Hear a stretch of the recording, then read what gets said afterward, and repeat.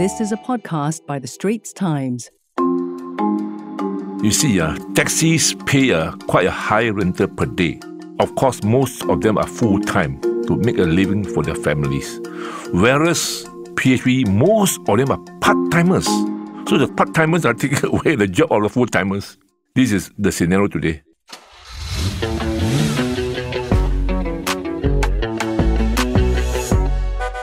You are listening to COE Watch, a podcast by The Straits Times. I am Lee Nian Tjoe and I cover transport news and motoring trends. At COE Watch, we talk about the what and the how about this uniquely Singapore creation, the COE. A Certificate of Entitlement, or COE for short, gives you the right to own and register a vehicle in Singapore. And this COE does not include the price of the vehicle itself. COE premiums have doubled compared to a year ago. In the recent months, records seem to be broken at every consecutive tender exercise. And you know what? There does not seem to be any correction in sight. For this episode, we have two industry giants to share their views and experience. We want to know, is there a problem with the COE system today? And what can be done about it? Mr Neo Nam Heng is the advisor to the Automobile Importer and Exporter Association, or AIEA. He's also the chairman of diversified motor group Prime. One of his first automotive ventures started way back in 1978. And in 1993, his company was among the first to parallel import a car into Singapore. My other guest is Mr Neo Tiam Ting, the president of Singapore Vehicle Traders Association, or SVTA. SVTA is the biggest motor association in Singapore, representing more than 300 parallel importers and used car dealers. In the course of my work as a reporter on transport issues, I've called on these two gentlemen to give their insights. Welcome to COE Watch, Mr Neo Nam Heng and Mr Neo Tiam Ting. Hi, I'm Neo Tiam Ting from SVTA, Singapore Vehicle Traders Association. I'm Mr Neo Nam Heng, so coincident, both Neo are here today. So I'm from Prime Group, the chairman of Prime Group. We are from finance, transport and energy business. So, why is the high COE price a problem for yourself or the organization that you represent? So when there's a high COE like today, the main reason is because of the quota is being lesser comparing with in the past. So the bidding price goes up like today sky high, so that, our member, the transaction is getting lesser. But these member or market player are still remaining the same number, which means everybody have a lower market share. I think COE is the problem for the consumers, from my point of view. Because it will eventually pass to the buyers. Whether COE is cheap or high is still a concern for the consumers. Dealers only play middleman. Whatever high or low COE, it will eventually the consumer who have to face it. Good point. Both gentlemen here, the associations that you come from, are mainly in parallel importerships. So how does that differ from the more familiar, at least traditionally, the realm of authorized distributors? How are PIs different from authorized? You see, PI have better options to bring in more choice for the consumers, whereas the distributors are limited by the principles. You see, for example, Toyota Noah, a popular model, or even the Land Cruiser, certain models are only available at PI. The principal never assigns or allocate to the local agents. If I may add in a little bit, for PI, when we bring in the car from Japan or UK, we project a minor profit and we can sell it. If we're comparing with some big organization, of course, they have a lot of overhead. So I think consumer can know from the car OMV, open market value, see how we sell the car at a minor profit. So if I hear you correctly, number one is you get models that you cannot get from the official channel. It's also the brands, right? Because from my understanding, parallel importers can be offering brand A, B, C, D, E under one shop. But when I go to an authorized distributor, you see the brand on top, that's the brand that you have. So one is variety. Two, as Tiam Ting has mentioned, is about cost, right? Where you have the dealerships tend to be a little bit smaller, lesser overheads, and so you can bring the price down for the consumer. Is that correct? Yes. Okay, so there's also this is, how do you get your cars? I think briefly we touched on As Tiam Ting has mentioned, you get cars from Japan, you get cars from UK. For para-importer, I think most of the time we choose the specification from a same model. There is high, medium, and low spec. So if we think that there's 2 spec that we can bring in, so we'll bring in 2 or maybe 3. And yet just now, Nam Heng is mentioning that the AD bring in very limited models. So I can say PI, there's a wide range of even same model, but different specification. Tiam Ting, I think we haven't heard what give people, the industry or the media, this opinion that is the private hire, the rental companies that are driving up the COEs. So you see, today the private hire car, I think the market share is coming to 80,000. So from 10 years back, which is 2013, is that time we just start with this private hire car. Till now, there is, I think, simply 10% the total car population. So you can see that the increasing from here. And due to the current quota allocated for every quarter is very low comparing with in the past. So at this time, if the private hire is growing their fleet, I think they can bid a higher price, like maybe 10, 20, 30,000 and charge to the driver at per day, maybe less than $10, from $5 to $10. They can afford to bid the difference of 10, 20, 30,000. So with this, if a consumer who are buying for their own use, 10, 20, 30,000 for them is a lot, and also their installment will be paying quite a lot comparing with this amount. So I think as a consumer today, to bid a COE together with these businesses is quite stress for them. I think also here it's important to remember that COE price, whether it's for small cars or big cars, have pretty much doubled over the year. If I understand correctly, what we're saying is that the increase is expressed as a hiring rate. Your day rate increase is relatively affordable versus a private consumer that need to stomach this whole big chunk increase and take it as a loan. From my point of view, I will try to appeal to the authorities to consider to cool the situation of the PHV in terms of the numbers and volume. One option is to have a lock-in period, which we have been appealing to the authorities. They should consider this point. What do you mean by a lock-in period? That means if a car is registered under a PHV, there is a minimum period, let's say, for example, 5 years. Same as in the last decades, those ZZ cars, they are meant for car rental companies. They cannot be easily transferred out to private use. So what will happen? I mean, if you say you want to hold back, like a bit like HDB housing flats where you had a minimum occupation period, right?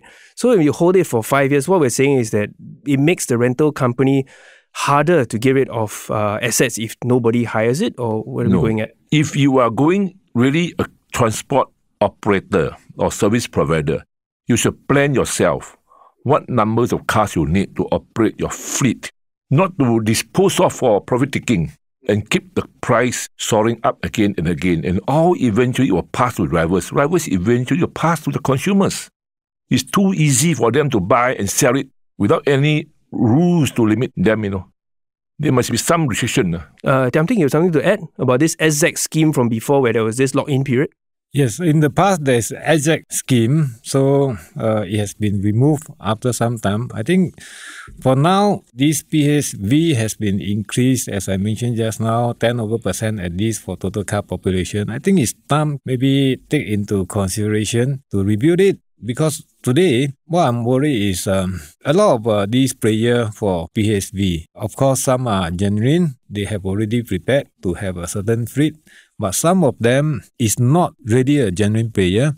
So I think if it's separate between the two, it will be better. And also maybe those people can provide better service or keep their car in good condition. When you say genuine player, do you mean that players, as Nam Heng was alluding to, companies that are planning the transport needs, right? If I need a fleet of X number, that because I want to grow to this market size and I'm going to properly service the vehicles, properly service or serve the hirers that eventually will benefit the consumer? You see, one point you must look into it. 3 years back, for example, a Nova rental rate was $80. Today is $150. And in between this period, those who buy the cars earlier, 3 years back, Now they are doing profit taking, huge margin gains. So they speculate the COE up again and again. So it were all the consumers who are paying more. This Noah, we're talking about the Toyota Noah, which is a MPV, right? Yes. Right, that's quite popular in terms of, I mean, even if you're not in need of a ride-hailing service, it's also good as a family car. Yeah, so, but on this note, still on how we can put in structures or suggestions or ideas to cool down the market. I vaguely remember that in the earlier days with SZ, this car rental scheme, where there's this topic of scrap value, where a vehicle that is in, correct me if I'm wrong here, but when a vehicle is under this certain scheme, you don't get the full benefit like a private car. No, initially, wow, those are decades story. Yes, that's why we need you here. At first, as a car don't entitle any path value. After that, they allow the car to be path value. And they move the age lifespan from 7 to 10 years. And eventually, they also allow the car to be extended for PQP. But now, I think they have abolished the exact plate scheme. So this is actually, there are a few terminologies here that Mr. Neo Nam Heng has just mentioned. Number one is PAF. PAF rebate is what you get if your car within 10 years, you scrap it. You get a rebate for the taxes paid when you first register the car. And number two, it was the... In 1986, then it allowed the asset car to be transferred to private use. Okay, that's another one, where rental cars previously could only be used until it's finished, disposed of. The one change was that you could then resell this vehicle as a rental car to someone else. The other change was about the lifespan of the vehicles. Initially, an SZ vehicle can only be used for 7 years, after which it must be taken off the road. Then it's been moved to 10 years. And eventually, which is where we're at today, is that these vehicles can be perpetually renewed on COEs, just like a private car. Did I miss any point? They changed the SZ plate to today our current normal plate. Yes. Then they say no PQP to be allowed to extend. And now they allow. Yes, and PQP being the amount you need to pay when you extend the COE. Right? So if you look at it, it was a lot harder for a car rental company to operate. Am I right to say that? Yes. Versus today, where you can start one, you go and register a company, put up a car in this scheme. Today, the entry level for car rental is too easy. No restrictions. So in that case, are we then saying that as a suggestion, based on Tiam Ting's point, which is population of rental car is growing at a time when there are fewer and fewer COEs in the market, so naturally they are growing much faster, more aggressive. So if we put in this sort of curbs or raise the barrier to entry, these players would slow down their growth. Another point is, you see, today taxi have their lifespan for 8 years. For PSV, they are not 8 years, they are 10 years. But I think the both are the same usage. You see, for those PSV, if they say some company use for certain year and it's very high usage and put it up for, market for sales, a consumer who bought the car may have to prepare more repair maintenance costs. So if we can do some restriction that the minimum year you cannot sell, have to maintain as a PSV, I think this may control the COE price because not so easy that you can easily buy and sell. I think this is actually an interesting point here, which is about what happens when the vehicle stops being used as a private hire car when it goes into the resale market, right? I mean, if I hear you correctly, you're saying that these cars, they're very high mileage, more wear and tear. The consumer buys it, they got to suffer as well, as it were, to put it back into a serviceable condition. You see, from taxis numbers, for the last 5 years, you can see from 28,600 units now dropped to 13,600 units. So taxi industry is down. Yes, but it's not out yet, don't worry. So we really appeal to the authorities to have some control on the PHV sector. This comes to mind something else that's been raised, because we try to see, for most of us, we feel that taxis and PHV is quite similar. But in my time reporting on this topic, especially this raised in the parliament, is this point that PHVs or private hire vehicles are also a little bit part-time basis sort of thing when they also behave like private cars. So what do you say about that? That's the point I'm trying to tell all of you here. You see, taxis pay quite a high rental per day. Of course, most of them are full-time to make a living for their families. Whereas PHV, most of them are part-timers. So the part-timers are taking away the job of the full-timers. This is the scenario today. Because it's part-time. If you recognize that they are part-time, why, to play the devil's advocate, why should we then put in this restriction and tell you this vehicle is only doing the job of a taxi half the time or part-time, but you need to comply to the rules like a taxi? No. Taxi and PHV, there are some differences in the rules and the requirements. Yes. You see, previously, we have a lot of those TA rules on taxi industry, whereas PHV have nothing to control them, because the entry level is too simple. It's too easy. Even individual can buy a car, just convert to PHV. Yes. That's all. Is it for $100? $100, yes. It's too easy. The entry level is too easy for them. That's why we are appealing to the authorities to have some restrictions. What kind of restriction are we looking at? Age or? No. You see, back on the vehicles. Taxi, first of all, have to buy a car brand new. We cannot buy a used car to convert for taxi. I mean, the current rules states. So there is no restriction on the PHV. You can even buy a car that is more than 10 years. So that's why I'm saying the entry level is too simple, too easy for them. So we are saying you want to raise the private hire side, the criteria, but not to lower the taxis. We're not saying you're going to use old vehicles and become taxis, right? I repeat again, they must have some control. Find us on Apple, Spotify, Google Podcasts, or via the Google Voice Assistant and Amazon Alexa-enabled devices. And now back to our podcast episode. Back to my conversation with Mr. Neo Nam Heng, advisor to the Automobile Importer and Exporter Association, or AIEA, and chairman of Diversified Motor Group Prime, and Mr. Neo Tiam Ting, president of Singapore Vehicle Traders Association, or SVTA. Okay, so on this point, because we're trying to establish this relationship between COE price and who are bidding it up, right? We kind of get a feeling that there might be quite likely some truth to fleet companies pushing it up because they're growing faster when every other part of the market is shrinking. So I want to hear from the experts here. Would you say that a higher COE price, is it better for the financial institutions, for the banks and all that? Because each person borrowing money now is going to be servicing a more expensive loan. Is it a good thing? Not really. I think today, you see, if the loan are providing a higher loan due to higher price, but the number of quota, I think, cannot knock off the percentage of the amount of loan that the bank or the FI or the credit company provided. So, not really that we are doing better than more quota. Of course, I think we hope that every moment there's enough quota so that the COE won't be so high. Then our member got more chances to sell. That means more transaction. No, I think although they give a higher loan per car, but in terms of the volume, they drop significantly. So it's not a good timing for the bank also.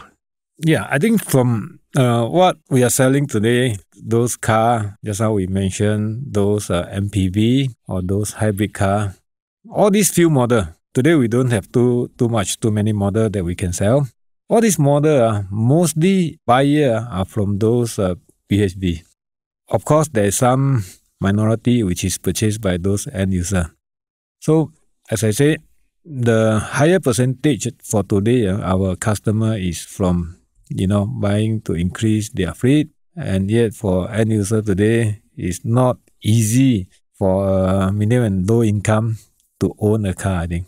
For super rich, of course, they can afford to have a COE price that costs almost 160,000. Of course, they have no issue at all. For the middle income people, I mean, they are quite worried about the so-called the smallest car COE, category A. I don't think they are willing to pay the price. So the rental company, I think they are blamed for pushing the COE price today. They are blamed, those car rental companies. If you look at the larger cars that are Alphard or Welfare, during 2020, you purchased a car at about 200,000. Today, that car costs 275,000 in the market. This is the old car, it's now 275. The current or the old model, Alphard or Welfare. So for the private hire company already been collecting rent from that Alphard for 2 years, so the Alphard has been paying for itself, and now it's giving a fat payout as well. So when they push the COE up, the rental increase. So eventually, rivals pay higher rental, but the consumer has to face at the end. At this point, I want to ask this question, because how much more can rental go up? Because even for the private hire driver, how much he can make really depends on whether it's platform or the companies. And, commuters can't just stomach this doubling of COE price, can we? In fact, for me, I'm sitting in the middle of the fence. No know where is the direction to go, At this rate of the COE, if I increase the rental per day further, can the consumer accept or not? In Mandarin, we say, 拔剑四顾，心茫茫. No know where to go. Where is the direction to go? So if I want to add on, this PSV has been in the market for 10 years. I think maybe it's time to look into separate it out from this end user using. In the past, there's no PSV. All the COE category A and B was using by this end user. Today, at least 10% or more is used by these businesses. So I think after 10 years, we need to look into it and see if we can separate it out. It'll be fair to those end users because as we know, especially Cat A COE is for the medium and low income who, they need of the vehicle. But today, even those they have to compete with big giant. One point, maybe they can look how taxis pay the COE. I proposed to LTA in 2012 and it was accepted. We pay PQP. We don't participate in the bidding. We pay COE, but we don't bid for COE. So what we're saying now is that in the case of taxi companies, instead of going into the market to chase up the price, they are the price takers, the PQP or the prevailing quota premium. We pay COE, but we don't participate in the bidding of the COE. Previously, taxi companies and operators are blamed for pushing the COE price up. Yes, then there was a revision that led to this adjustment. So today we found the proposer for the suggestion. 2012. We tell LTA and the authority we pay, but we don't bid. In the recent discussion about COEs, as the prices keep going up, the industry experts I speak with, none of them have said COE has a chance of coming down. And the reason is, the reason they tell us at least, is that in the new year, there are a lot of changes that affects the cost of the car and eventually the price of the car. So among those things, there are a lot of acronyms coming, a lot of short forms. But basically, it's to do with emissions, which is either how much rebate or incentive you get or a penalty for cars with combustion engines, as well as the incentive for electric vehicles. So pure electric vehicles currently benefit from this EEAI, right? The early adoption scheme if you buy an EV early. And then from next year, that's been reduced by $5,000. The other one, which is on emissions, which is called Vehicular Emissions Scheme, bans these cars by their emissions, what comes up from the tailpipe. And they have a couple of factors they look into, and depending on how well you do, how well you score in these factors, you will then qualify into these various banding. Some will get, the better ones get an incentive, right? You get a cut on your taxes that you need to pay, down to neutral, and then to penalty. So from my understanding is that from next year onwards, there are a lot of cars that will be shuffled around. Some will move from either getting less incentive and some even worse, they need to pay a penalty. And this is going to push us towards a new reality in 2024 where cars or vehicles are going to be more expensive. Am I right? Okay, so I think NEA has announced for WLTP for car, the testing method started from 1st January. And at the same time, they also tightened the 5 pollutant and also reduce the incentive. So these few things added up together, so make a lot of car buyer chasing at this period, that means before 1st January, to register their vehicle. Number one, don't affect the incentive. Number two, the banding. Then number three, their car can be registered. If they still don't have the report 1st January, they can't register their car. In other words, we're saying that this rush is very real because they want to, before New Year. It's similar like, this year, 1st April for commercial vehicle, pushed the COE up to more than 90,000. So now is the car will be pushed up another 2 more months, which is 4 more bid. But we hope that LTA can have some solution to cool down or at least to control the bidding price. You see, CVES, whatever they change, of course, COE will fluctuate. And this is only part of the components of a car price. So, for example, for those A2 cars, if they move away the 15,000 incentive, or they will cut to 5,000, or some even go to C1, of course, the whole market will evolve and change again. So I think after all, when the COE fluctuates, this is part of the car cost, and the market, the leaders will adjust the price accordingly. So just now, Tiam Ting, you mentioned something that I've been very keen to find out more about, which is this switch over. So in April 1st this year, 2023, we had commercial vehicles that were also racing to beat the switch over point. So I'm just wondering whether we can use the lessons or what we observe for commercial vehicles, and maybe we can get a bit of idea of what will happen for private cars. Right. So in April 1st, before April 1st rather, in March, we got commercial vehicle COE shooting to 90,000. And then so back then we reported that, of course, COE going up because the companies are just racing to get the vehicles on the road. But we've also reported that in June onwards, we spot a lot of this sort of vehicles that are registered but not used left all around Singapore. What is the market situation like for commercial vehicles? Yeah, for this year, before 1st April, a lot of companies trying to register their vehicle because the CVES affected 15,000 for Band A. That means the electric. A cut of 15,000. Yeah, cut of 15, from 30,000 to 15,000. Then from Band B, from 15,000 to 5,000, which is more than today the VES for car moving to next year, 1st January. For Band C, there's additional 5,000 surcharge. That means total 15,000. So everybody chase and then to register their car. Just now, your question talk about, you spotted that this car registered and still haven't sold. Of course, you see, we registered so many cars at March, but within a few months, up till now, I think it's about 6 months, quite a lot has been registered, but of course, there is still left with some over that we are still available. Those they can get this 30,000 rebate and also the Band B 15,000 rebate. So there's a lot of unused vehicles that are registered. Will we also see this for private cars next year? Because now, I mean, there will be the similar kind of rush. I know the quantum is smaller, the savings or the difference in cost versus commercial vehicle. Will we see this sort of behavior for cars in New Year? It's already happening, but you see the last 2-3 biddings, despite the LTA give additional 300 pieces for October, the price still go up again and again. It's already reflected in the last few exercises already. So first of all, before April, the commercials that we are just mentioning, I think at that point of time, supply and demand mismatch. In fact, the market is not that big.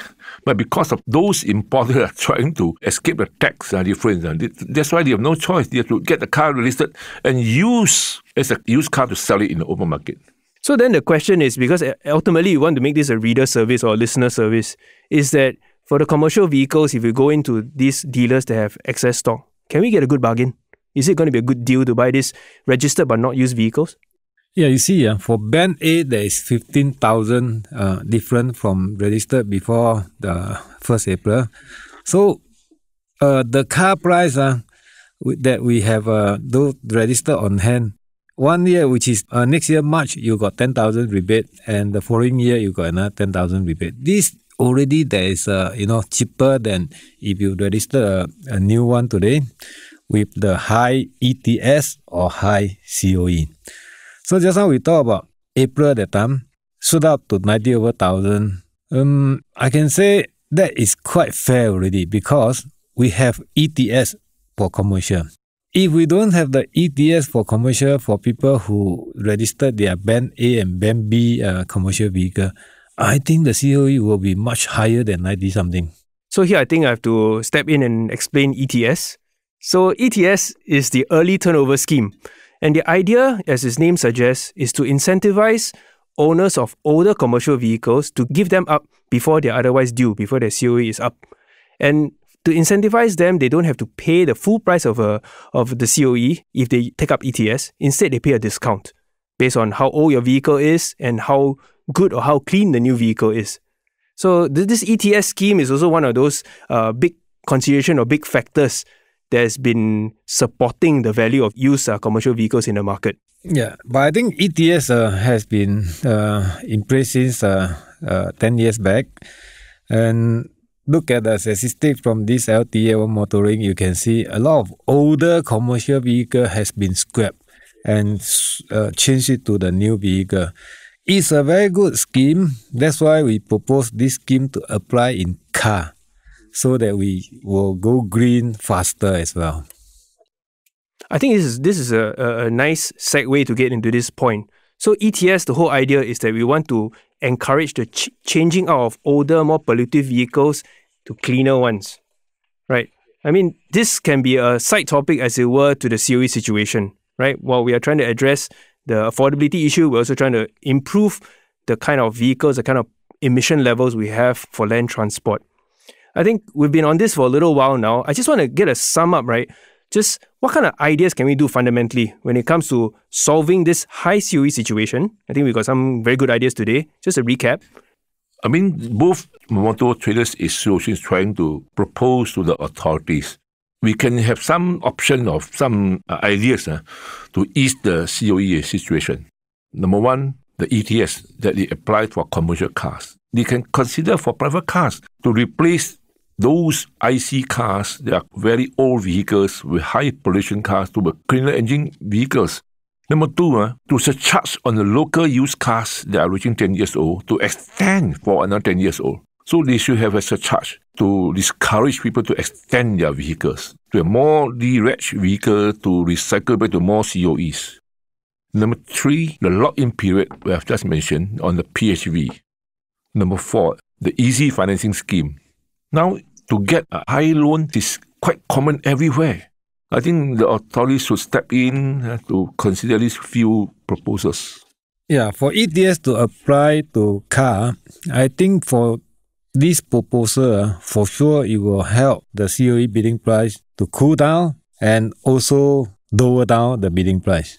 Not only cool down, also lowering down the bidding price. Because those people on hand have their car, they can use their existing old car to buy a new car without bidding the COE, without completing the COE bidding exercise. So for this ETS to apply in car, I think is the best way to cool down or bring down the COE bidding price. So we hope this government, LTA, MTI can take it as a consideration. You see, to conclude, COE system is a problem of supply and demand issue. Definitely. Right, so we've really touched on many very interesting points, tapping on the experience of our guests today. We've just heard some cool ideas, I think, that are worth considering. We always like to end with something for our listeners out there, is a consumer advice. If somebody is looking or have to, no choice, needs a vehicle in this immediate period, what can they do? At this period, if that's it, end user who need a car don't want to come out so much down payment or so high installment, I think they can consider to buy a used car in the market first for this interim period and see how government can come up with some policy changes to cool down the COE. From that, maybe they can buy their new car at an affordable price. From my point of view, if a consumer, a car buyer, the pocket is deep enough, of course, they have no issue at all to buy a car. If not, then go to the public transport, which the government are encouraging, and wait for the COE to adjust. And one day, maybe next year, because LTC next year more COE. Let's see how many percent increase next year in the coming years, 2 to 5. If the COE can adjust to a reasonable price that consumer is willing to pay, then they can come in. Okay, so there we have it. If you are needing a vehicle now, look for a used vehicle, or as Mr. Neo Nam Heng has said, take public transport and wait for more COEs coming up. Thank you, gentlemen. Yes, thank you. Thank you. Well, that's a wrap for COE Watch, a podcast by The Straits Times. I'm your host, Lee Nian Tjoe. If you resonate with the points raised, do share this podcast episode with your friends and family. If you would like to read more of my transport articles, there's a link in the podcast show notes. Thanks for listening.